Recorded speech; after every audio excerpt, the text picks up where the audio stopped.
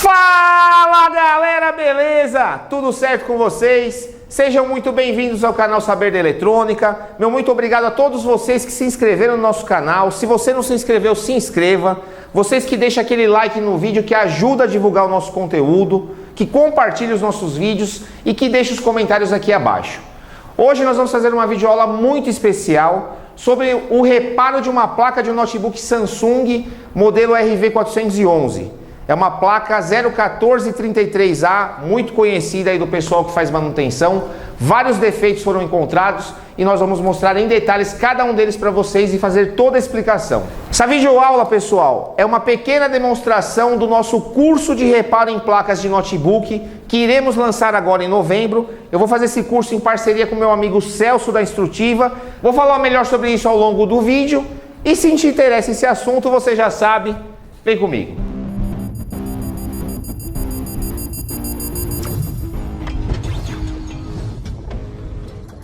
Então, pessoal, o reparo que foi feito nessa placa. Nós estávamos com um problema do seguinte: placa em curto, tá? Colocava a fonte aqui, a fonte armava toda a corrente, né? Ela tinha um excesso de consumo. E aí a gente percebeu que tinha um aquecimento no controlador de bateria e no MOSFET aqui de alta e de baixa do controlador de bateria. Nós realizamos a troca e deu um estouro aqui nesse transistor aqui do lado, tá? Feito isso, a gente pegou o esquema elétrico, que até então eu não tinha conhecimento que ele estava disponível na internet, isso, e finalmente a gente conseguiu localizar, e com o esquema elétrico a gente conseguiu fazer a análise e o reparo da placa, porque essa placa aqui ela não tem serigrafia e o esquema elétrico dela foi disponibilizado há pouco tempo. Eu tenho muitas placas dessa, tenho lotes comprados e eu nem tinha conhecimento que tinha um esquema elétrico. Então agora com o esquema elétrico deu para fazer a análise e agora dá para demonstrar para vocês em detalhes. Então a gente chegou ao defeito aqui e depois de ter resolvido o problema, ainda tinha mais problema que eu vou explicar com detalhes para vocês, tá? Então vamos lá. Bom galera, eu vou fazer o seguinte, eu vou primeiro explicar a análise no esquema elétrico, o que foi feito, e depois eu vou mostrar as placas para vocês e os componentes para que a gente consiga entender tanto a análise esquemática como a análise prática que foi realizada para que o equipamento voltasse a funcionar, beleza?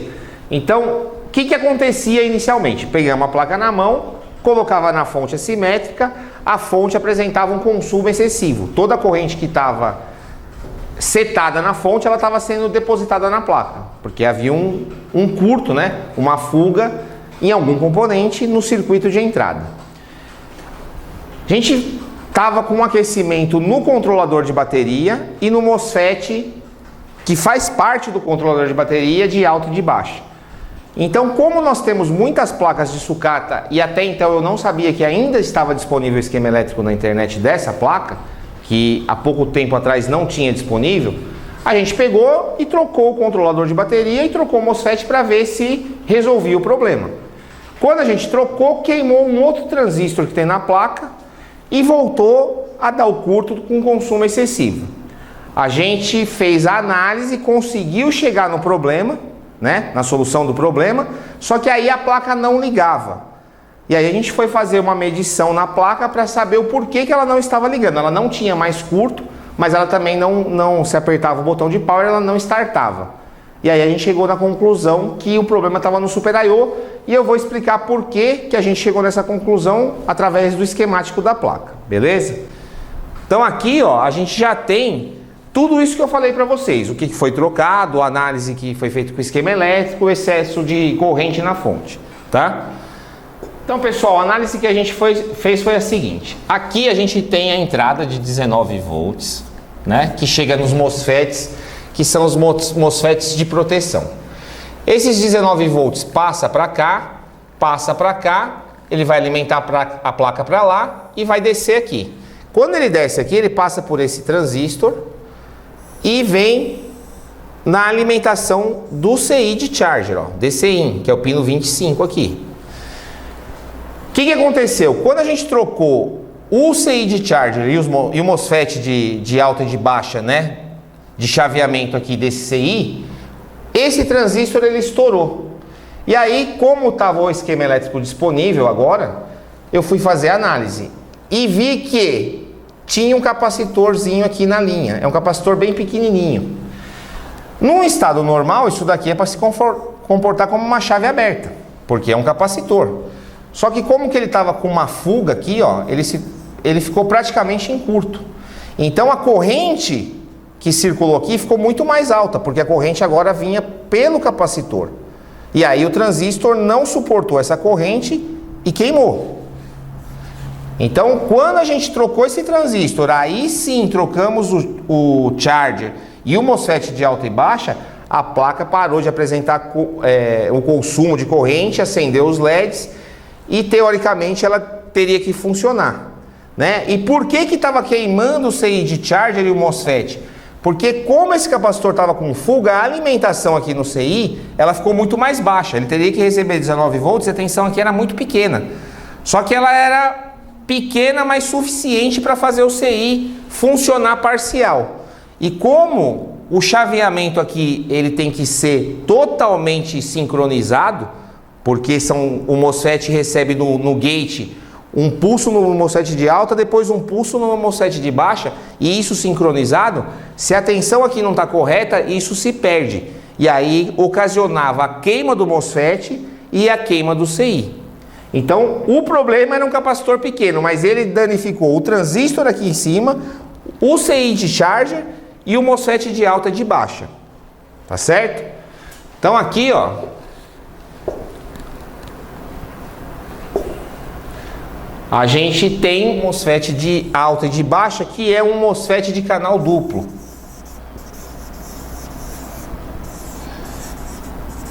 Esse MOSFET, ele é um MOSFET, ele é dois MOSFETs, na verdade, num único invólucro, num único encapsulamento. Então, se você ver aqui, ó, Q7-1, e aqui embaixo está escrito Q7-2, porque é a primeira parte do MOSFET e a segunda parte do MOSFET.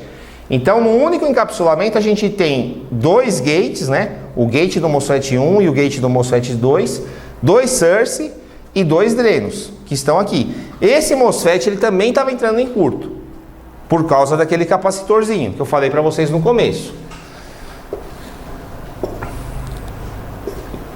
E aí, resolvendo esse problema, a gente cessou o curto da placa, acendeu o LED, viu que tinha os 3 volts já na placa, né? Ela já estava propensa a funcionar, só que ela não, se apertava o botão de power, ela não funcionava. O que aconteceu? Nós fomos medir o conector da bateria. Isso aqui é uma medição muito importante, tá? É um procedimento muito simples, mas que é muito eficaz. Por quê? Porque o fato do notebook não startar, né? Tá com as tensões e não startar, o pulso, quando você aperta o botão de power, ele vai diretamente para o Super I/O. Então, se o Super I/O não responder a esse comando, o notebook não vai ligar. E no terminal da bateria, nesses pinos aqui, ó, nesse caso aqui no 5, no 4 e no 3, eles são polarizados diretamente para o Super I/O com uma tensão de 3 volts. E aí a gente mediu, tinha 3 volts no pino 5, tinha 3 volts no pino 3, 3,3 volts, só que no pino 4 não tinha tensão nenhuma, tinha 0 volts. Então a gente seguiu o circuito. No pino 4 a gente veio, viu que ele deveria passar por um capacitor, mas não tem na placa, tá até escrito aqui, ó, no stuff, é porque não tem na placa, certo? E aí a gente foi seguindo essa linha, né? Essa linha desse sinal de dados da bateria, né? Ela se comunica com o Super I/O. E aí ela passa também por esses conjunto de diodos aqui, né? Então aqui está a linha de dados, pessoal. Tá aqui, ó.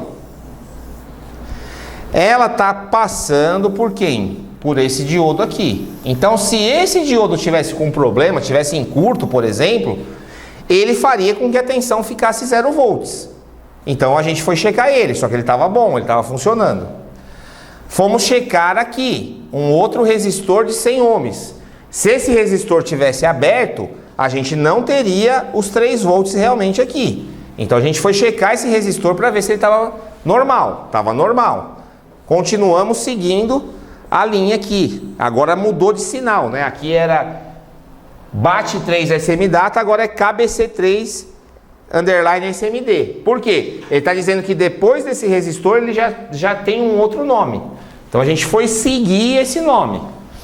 Então vem aqui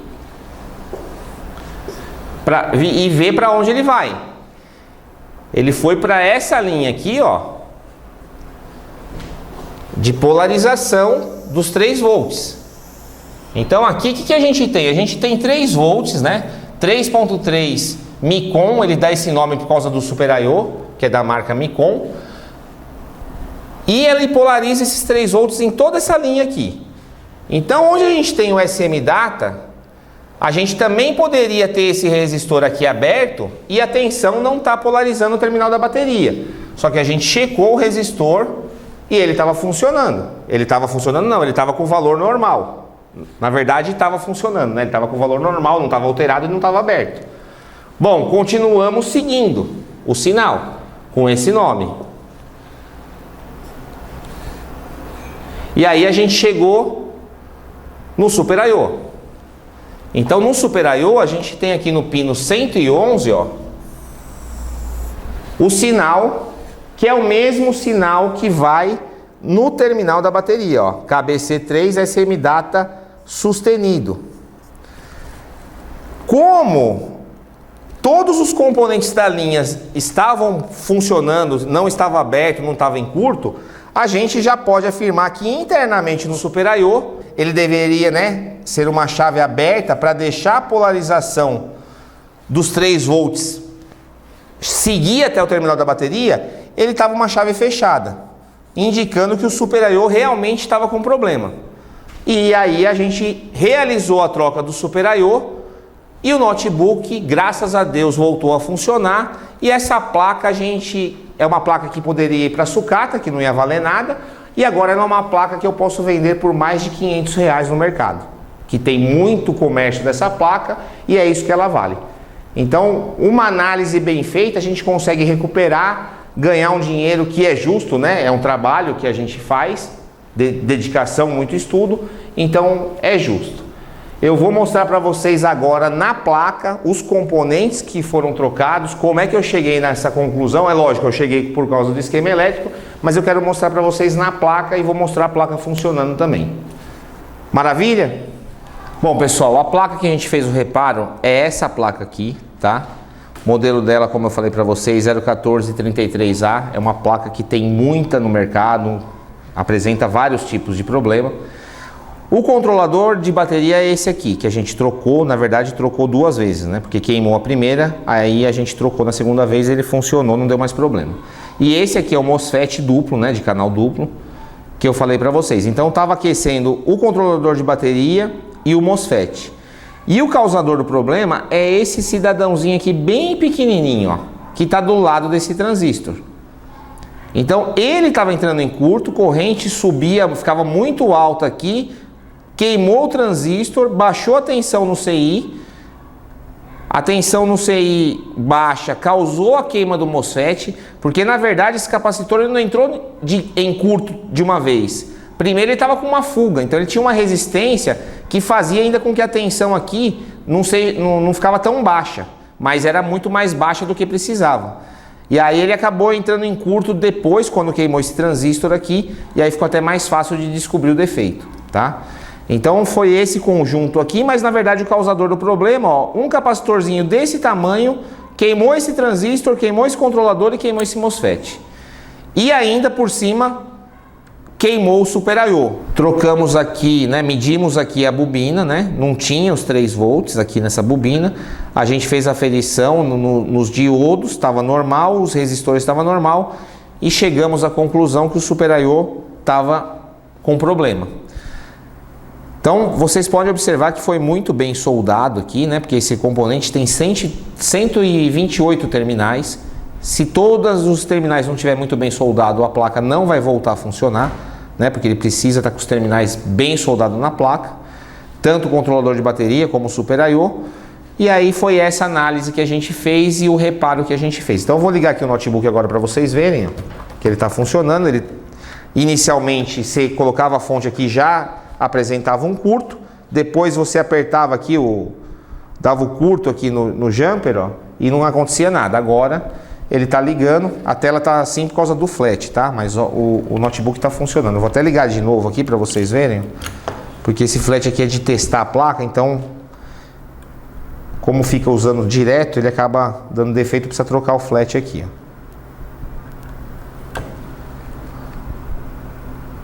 ó. Mas dá para ver aqui o sistema operacional não encontrado. Agora a placa vai para os testes, né, de som, rede e todo o funcionamento completo para ir para venda. Então é isso, pessoal. Isso é uma pequena amostra do que a gente quer fazer no curso. O Celso, ele é um especialista em componentes, porque ele trabalhou muito tempo na indústria projetando equipamentos. Então ele conversava com os engenheiros sobre o componente, qual componente que ele ia usar. Então ele tem um conhecimento sobre isso que poucas pessoas aqui no Brasil têm. Então ele vai pegar, por exemplo, o charger e ele vai, né, destrinchar para que ele consiga te explicar o que faz cada terminal, como é que funciona, né, o charger. Ele conversa com a bateria, ele conversa com o Super I/O. Ele vai pegar todas as fontes que funcionam na placa, V-Core, GFX-Core, fonte da memória, e vai explicar não só de uma placa, mas de vários modelos, para você ter também, né? Só explicou desse e depois pega um outro modelo, eu não sei como funciona. E eu vou fazer essa parte mais prática. Também tem teoria na parte que eu vou ministrar, né? Explicar no esquema elétrico algumas coisas, sequência das fontes, etc. Mas a minha parte vai ficar mais assim: quando coloca o notebook aqui na bancada, o que você vai fazer? Quais são os procedimentos? Quais são as etapas que você tem que seguir? É isso que eu vou passar para vocês, e o Celso, em paralelo, vai ministrar essa parte mais técnica dos componentes, explicando em detalhes.